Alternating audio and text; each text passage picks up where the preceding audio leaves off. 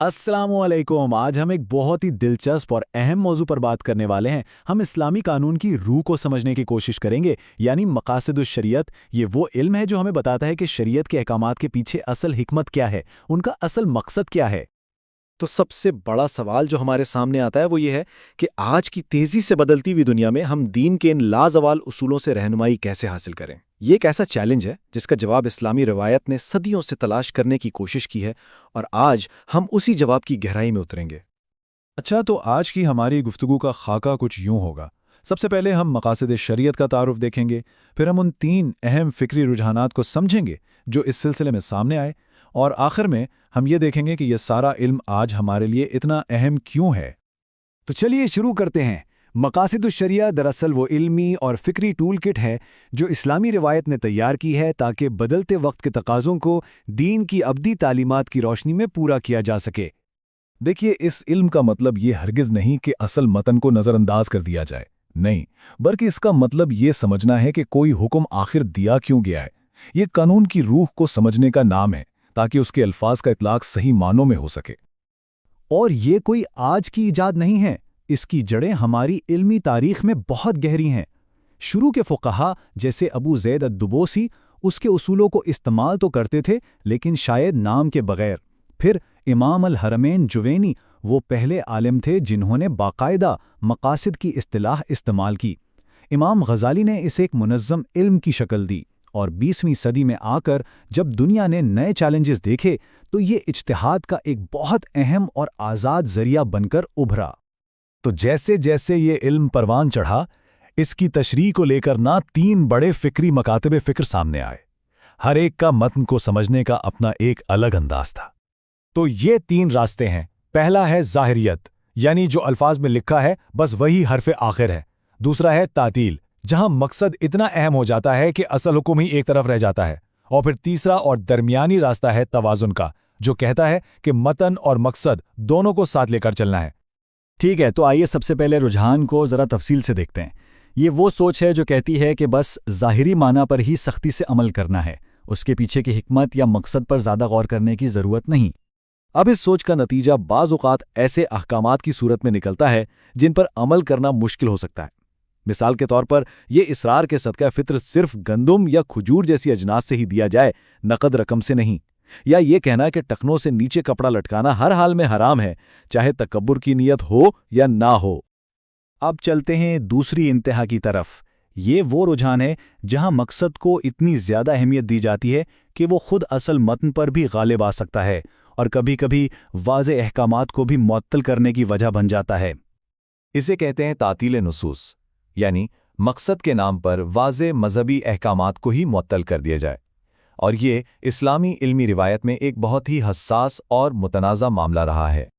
इस सोच के नतीजे में फिर ऐसे ख्यालात सामने आते हैं जो रिवायती इस्लामी फ़िक़्ह से आप कह लें कि काफ़ी मुख्तलिफ हैं। मसलन चोरी के मुकर्रर सज़ा को ख़त्म करने की बात, विरासत में बेटे और बेटी को बराबर हिस्सा देने की दलील, या एक मुसलमान औरत की गैर मुस्लिम मर्द से शादी को जायज़ करार देने की कोशिश।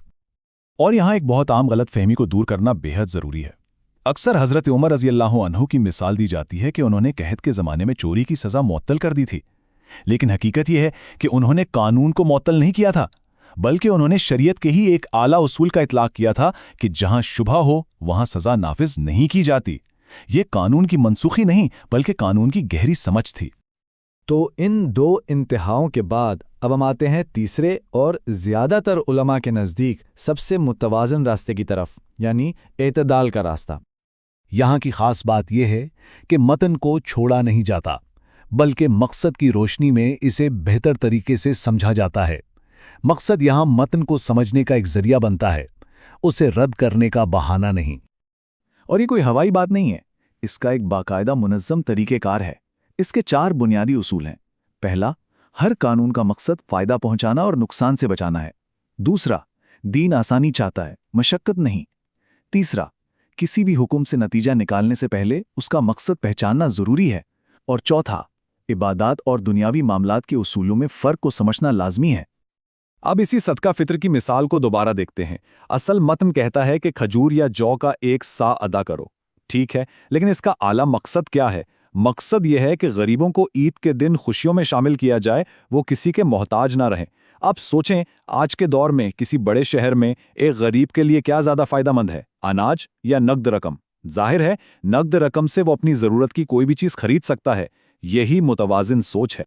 चलिए अब हम अपने आखिरी और सबसे अहम हिस्से की तरफ बढ़ते हैं कि भाई ये सारी इल्मी बहस आज हमारे लिए क्या मायने रखती है।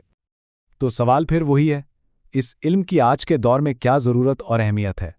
क्या ये सिर्फ किताबों की बातें हैं या इसके कुछ अमली फ़ायदे भी हैं? नहीं, इसके बहुत गहरे अमली फ़ायदे हैं।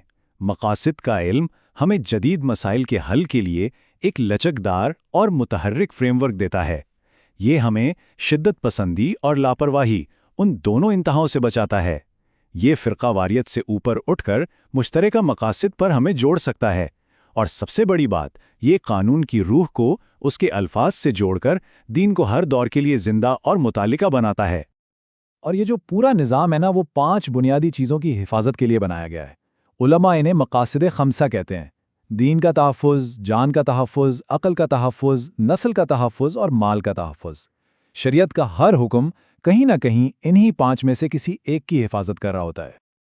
लेकिन एक बहुत अहम बात याद रखने की है। बड़े उलमा ने हमेशा खबरदार किया है कि मकासद का इल्म एक दो-धारी तलवार की तरह है। ये एक ताकतवर जरिया है, लेकिन इसके गलत इस्तेमाल से बचने के लिए खुलूस और नज़्म-ज़ब्त की ज़रूरत है, ताकि इसे अपनी ख्वाहिशात के लिए जवाज़ तलाश करने का जरिया न बना लिया जाए। तो खुलासा ये है कि आगे बढ़ने का रास्ता मतन और मकसद के दरमियान तवाज़ुन कायम करने में ही है। यही वो सोच है जो दीन को एक जामिद ज़ाब्ते के बजाय हर दौर के लिए एक जिंदा और सांस लेती हुई रहनुमाई बनाती है। असल चैलेंज ये है कि हम इस तवाज़ुन को अपनी ज़िंदगियों और मुआशरों में कैसे कायम करते हैं।